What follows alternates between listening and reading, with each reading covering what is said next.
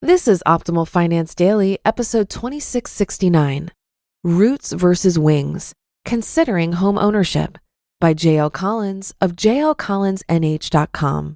And I'm your host and personal finance enthusiast, Diana Merriam.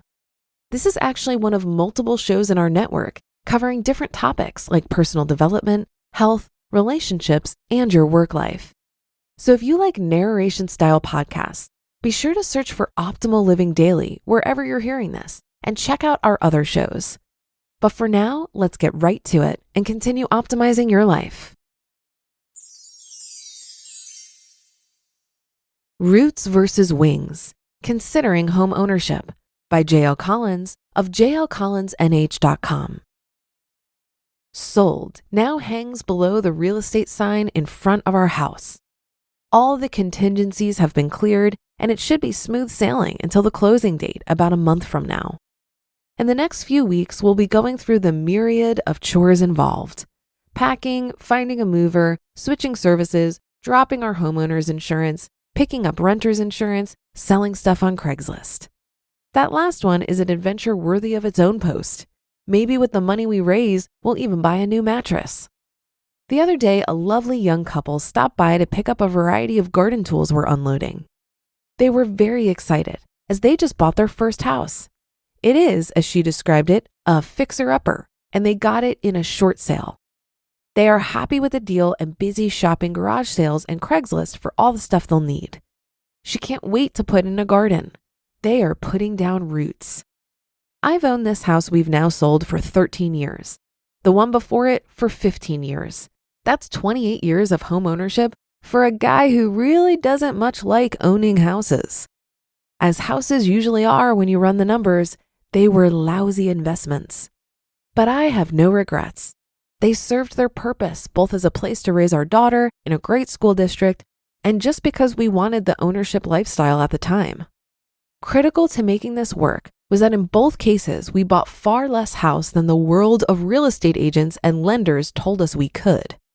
Half to 2/3 less. Given the reaction of these professionals, we may have been the only people in human history not to have bought the absolute maximum house we could afford. Now we're on the verge of returning to the blissful, carefree, unencumbered life of renting. Instantly, we'll have far more flexibility and far more mobility. We're spreading our wings. Roots and wings. Many years ago, when our daughter was still very young, I read or was told that good parenting boiled down to giving kids roots and wings. Made sense to me then, still does. She's just a couple of weeks shy of her 21st birthday now and has already traveled to almost as many countries and continents as I. At the moment, she's in France, completing her junior year of college. While there, and part of the point of going, she's seen a fair amount of Europe. She's just back from a weekend in Geneva, and at the end of April, we'll head over to spend a week with her in Prague. Clearly, we've done well on the wings side of things, and our close family relationships provides the roots. But she'll never really have the old family homestead sort of roots. We're more wing-type people. The whole rent versus own financial conversation leads to generate very strong and very emotional reactions. That always seems a bit odd to me. It is, after all, exceedingly simple to run the numbers and see which is the more financially prudent course in any given case. From there, you'll know if your preference will cost or save you money. If it saves, you need only celebrate and do what you wanted anyway. If it's going to cost, you're able to decide if you want to spend the extra money your living preferences require. In our case, the numbers always pointed to renting as the better financial path. Right now, that's the beautiful thing. We get what we want and it costs us less. But even when what we wanted was a house that cost more, that was fine. What was critical at the time was understanding how much more that buying choice would cost. It was that understanding that led us to always buy less house than we could afford, and that in turn made it a far more comfortable home ownership experience. Not being privy to the numbers, I have no way of knowing if the young couple who bought my tools have made the best financial choice. But what is clear is that they're very excited about putting down roots. They certainly have made the best emotional choice. That being the case, and assuming they've not spread themselves too thin, Even if the house costs more over time, they will have made the right choice. Life choices are not always about the money, but you should always be clear about the money choice you're making. Anthropologists tell us that we humans, Homo sapiens, have been running around the planet for just about 200,000 years, and that we've been behaviorally modern for the last 50,000 or so. For the vast majority of that time, we were nomadic hunter-gatherers, more wings than roots. But then, some 10,000 years ago, something very profound changed. After 190,000 years of roaming around, we began farming. We began settling down. We began building cities. We began to go to war over territory. We began to put down roots. Why this occurred is the subject of much debate and research, but nobody really knows. But occur it clearly did. It's become hardwired into our historical myths and stories. Abel versus Cain, hunters versus farmers, nomads versus settlers, own versus rent. Abel versus Cain. Did Abel versus Cain sound odd in your ear just now? It does to mine. Cain versus Abel is how I've always heard it. The farmer is named first. The farmer survived and reproduced. The hunter is killed off. The West is settled. The nomads exterminated or rounded up. Hunter-gatherers teeter on the brink of extinction. No wonder this debate is so emotionally charged. Our biases are showing. They're even written into our tax code. Mortgage interest and real estate taxes are deductible. Home ownership is a national good and as such is rewarded. It's worth noting that both of these deductions and the very concept of mortgages being widely available grew out of the Great Depression. It was a time of dangerous unrest. The fact that a settled population is more docile was not lost on the policymakers of the day. We might also look at this as expansiveness versus efficiency. Personally, we fall on the side of efficiency. We like owning exactly what we want, need, and value, and not a single thing else. The apartment we'll be moving to has a bit more than a third the space we're leaving. It's exactly what we need and not a square foot more. Maybe even a few square feet less, but I'd rather pare down to fit. The problem with houses is that even for people like us, there's the relentless tendency to expand to fill them. For those who value expansiveness, that's just one of their charms. The far side of expansiveness can be found on the TV show American Pickers. If you haven't seen it, the program follows two guys who drive around the country looking for old things they can buy and resell at a profit in their stores. They seek out places filled to the rafters and across the fields with junk that owners have collected, most often for decades.